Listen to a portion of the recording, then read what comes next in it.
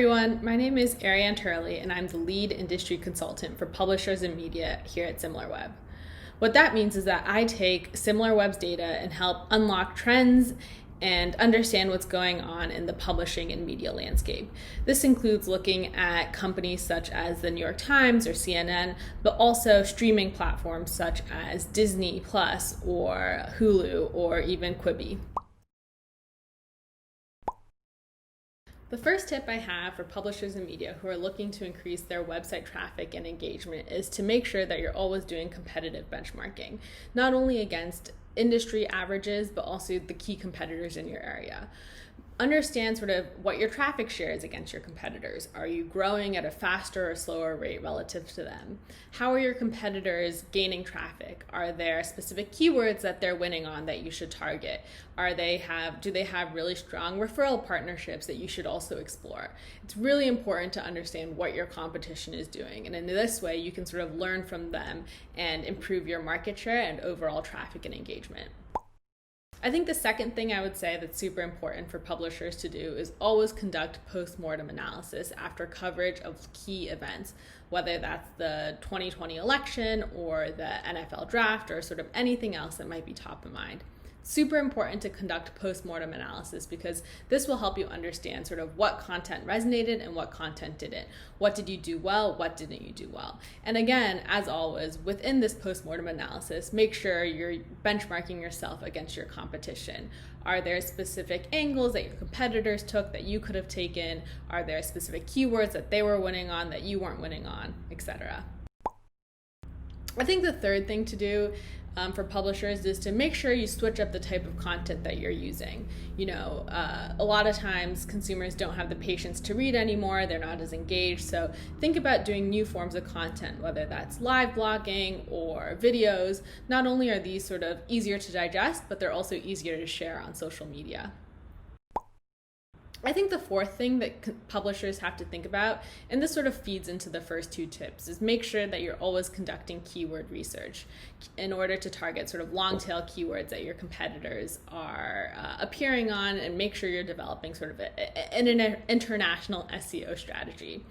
Understand what topics are trending, what content is winning to capture these share of voices, and just make sure you're sort of really top of mind of what keywords are driving traffic to your site and also what keywords are trending in the overall landscape.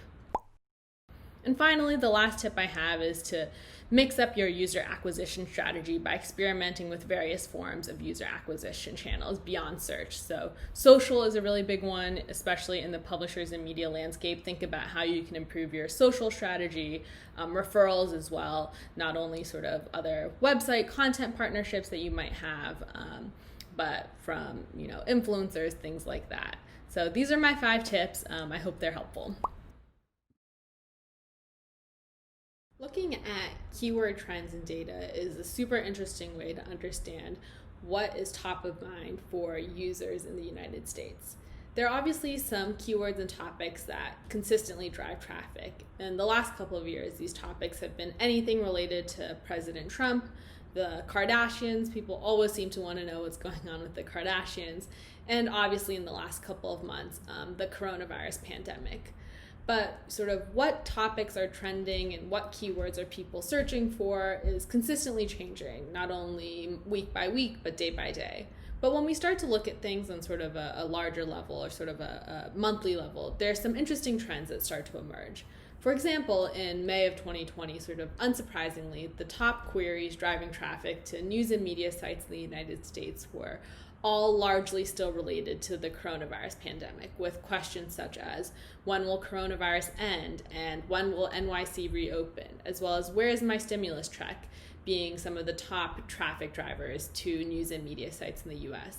When we looked at June of 2020, though, the story really shifted, and these queries were being replaced by questions surrounding the recent Black Lives Matter movement, with questions such as, what is Juneteenth, and what does defund the police mean, and why was George Floyd arrested, becoming the top trending keywords that were driving traffic to news and media sites in the United States.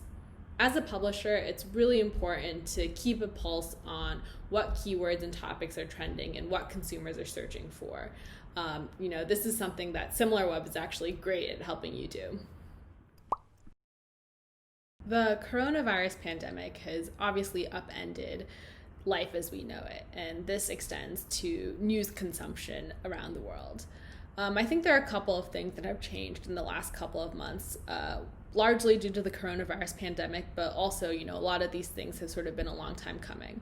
I think one of the most interesting things, and this has sort of been something that people have been talking about for a long time, or for the last couple of months, is that the coronavirus pandemic has led to record traffic levels to news and media sites. I think sites such as CNN, the New York Times, sort of all news and media sites across the board saw huge increases in traffic as people were stuck at home and sort of hungry for news related to the pandemic. But in turn, this did not lead to increased advertising revenues. Instead, this led to plummeting advertising revenues for a lot of publishers. And I think what this has led to is forcing a lot of news and media sites and publishers to really rethink their monetization strategy. And this is played out in a couple of interesting ways. I think one of the examples is that the New York Times recently pulled out of their partnership with Apple News. And the reason for this is that they're interested in having a closer relationship with their readers. Essentially, they want to have direct access to their readership. And this will allow them, in their minds, to increase their subscription numbers. And I think this may be a trend that we'll start to see more and more of rethinking the roles of news aggregators such as Apple News or even Google News, Drudge Report, sort of sites like this. I think another thing that sort of this coronavirus pandemic has led to is we've seen a huge increase in newsletters and platforms such as Substack. And I think Substack is really interesting because it gives writers a way to individually monetize their platform. So they can charge, readers of their newsletters a small subscription fee. And so this is sort of a really interesting trend that we've started to see as well. I think something else is that even though people are stuck at home, again, this is something that we've seen for a long time, is that there's increasing usage on mobile devices, and people are still reading the news on mobile devices even when they're at home. So I think between April and June of 2020 in the US, over 50% of traffic to news and media sites were on mobile devices. And this is a 3 percentage point increase from the previous year. I think in April 2019 through June 2019, only 47% of traffic was from mobile devices to all news and media sites in the US. And I think the last trend that I've been seeing a lot in the industry is TikTok, everyone's favorite app. Obviously, TikTok has exploded in popularity during the coronavirus pandemic. I think they had over 8 million downloads in March of 2020, which was a 100% year-over-year increase. And in April, they saw the record download numbers. I think they had over 9 million downloads in April of 2020, which was a 178 percentage point increase. So obviously, TikTok has seen huge increases in popularity, but now there are a lot of talks on what does the future of TikTok look like. Will President Trump ban it? Will Microsoft acquire it? So this is sort of one of the hot topics in the news and media and sort of publishers and media landscape.